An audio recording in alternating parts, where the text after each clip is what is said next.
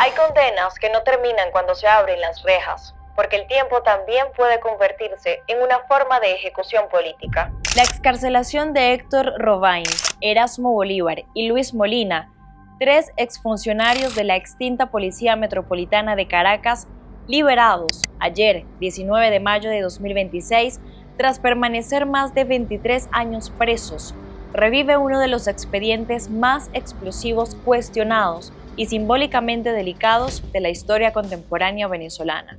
La escena vuelve a colocar bajo tensión una narrativa oficial construida durante más de 2 décadas alrededor de los hechos del 11 de abril de 2002, una fecha que el chavismo transformó en piedra fundacional de su discurso político y de su legitimidad revolucionaria.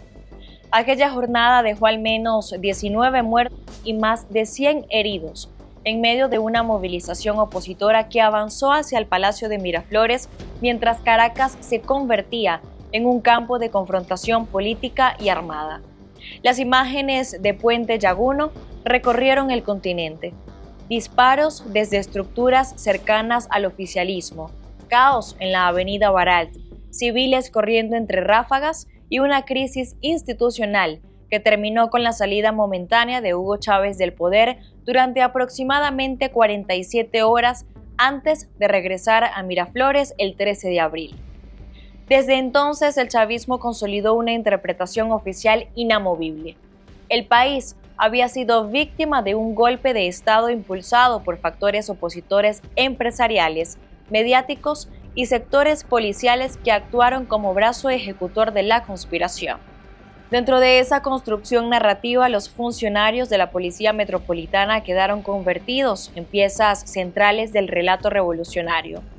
Héctor Robain, Erasmo Bolívar y Luis Molina fueron condenados posteriormente a 30 años de prisión, una de las penas más severas dictadas en casos vinculados a los sucesos del 11 de abril.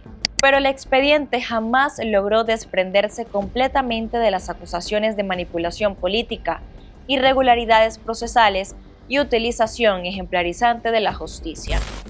Fueron años en los que familiares, abogados, defensores y organizaciones de derechos humanos denunciaron inconsistencias en el manejo de pruebas, contradicciones testimoniales y parcialidad judicial dentro del proceso.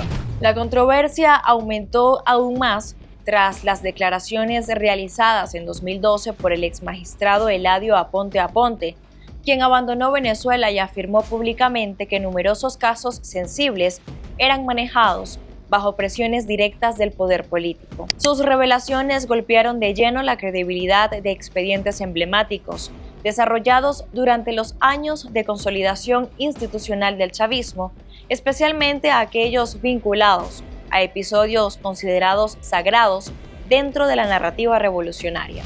El contexto en el que ocurrieron las condenas resulta imposible de ignorar. Entre 2002 y 2010, el gobierno chavista avanzó aceleradamente en el control de las instituciones judiciales. Reformas legales impulsadas en 2004 ampliaron el número de magistrados del Tribunal Supremo de Justicia, medida denunciada por sectores opositores y organismos internacionales como una estrategia para garantizar mayoría oficialista dentro del máximo tribunal. Paralelamente, comenzaron a multiplicarse las denuncias sobre falta de independencia judicial, uso político de tribunales y persecución contra actores considerados enemigos del proyecto bolivariano. Mientras Venezuela cambiaba radicalmente, los policías metropolitanos continuaban presos, permanecieron encarcelados durante más de 8.400 días. Atravesaron desde una celda la muerte de Chávez en 2013, el ascenso de Nicolás Maduro, las protestas masivas de 2014 y 2017, las sanciones internacionales, el colapso económico, la hiperinflación y el éxodo de más de 8 millones de venezolanos documentado por organismos multilaterales. Todo cambió alrededor del expediente, excepto la condena. Con el paso del tiempo, el caso dejó de ser únicamente judicial y adquirió una dimensión mucho más profunda. La cárcel terminó funcionando como un instrumento de preservación política de una versión histórica oficial. El chavismo necesitaba mantener intacto el relato del 11 de abril porque alrededor de aquella fecha construyó buena parte de su legitimidad emocional y de su narrativa de resistencia frente a supuestos enemigos internos y externos. Cualquier revisión crítica de los sucesos era presentada automáticamente como una justificación del golpe de Estado o como un ataque contra la memoria revolucionaria.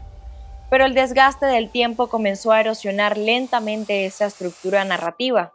Cada denuncia sobre presos políticos, cada informe internacional sobre deterioro institucional y cada señalamiento sobre manipulación judicial fue debilitando la credibilidad de casos emblemáticos construidos durante los primeros años del chavismo.